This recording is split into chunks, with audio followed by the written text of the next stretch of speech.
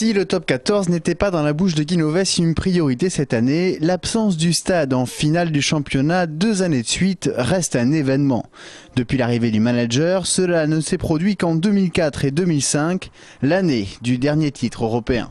À l'heure de la conférence de presse lundi, la déception de l'élimination face à l'USAP était encore présente dans les têtes. Quand on rentre sur un terrain, c'est pour gagner le match. Maintenant, ce qui s'est passé vendredi, on espère que c'est une faute, un faux pas, on va dire momentané.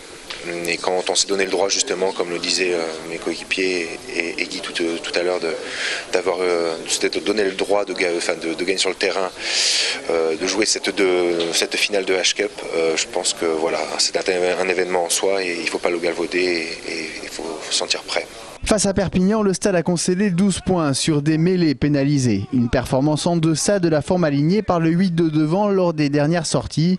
La mêlée qui sera de nouveau au centre des débats face à Biarritz. Thierry Dussautoir a passé 2 saisons au BO et s'attend à la même physionomie de match.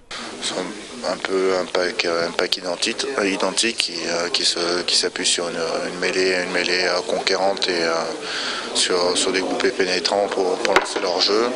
Bon, même si les joueurs ont changé, la philosophie du club elle n'a pas changé. S'appuie toujours sur des joueurs rugueux. À l'heure de disputer une 6e finale de Coupe d'Europe, les Rouges et Noirs s'appuient sur 2 bonnes nouvelles. Celle d'un effectif épargné par les blessures, seuls Jean-Baptiste Elissal et Jean Bouillou sont incertains.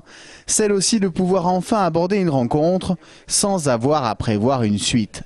On ne va pas jouer ce match en pensant au prochain. On va jouer ce match pour ce match. On sait que c'est le dernier, donc le côté un petit peu rassurant, c'est que tous nos objectifs maintenant sont très clairs.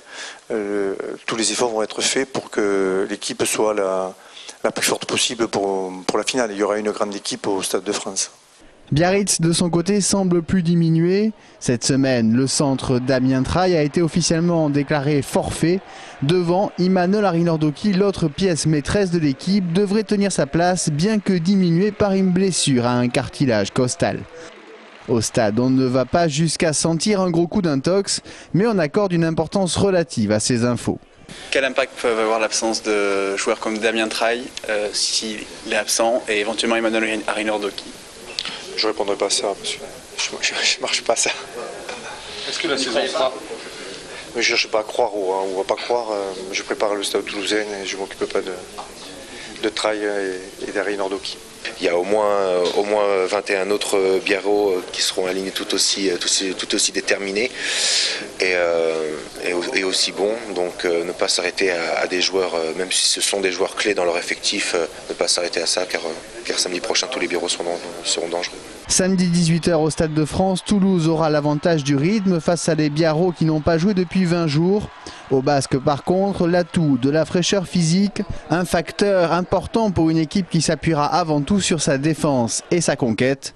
Toulouse en tout cas est d'ores et déjà prête à accueillir l'événement. Place du Capitole, un écran géant sera installé avec retransmission de la rencontre. Quel que soit le résultat, les joueurs seront reçus à la mairie aux alentours de 17 h.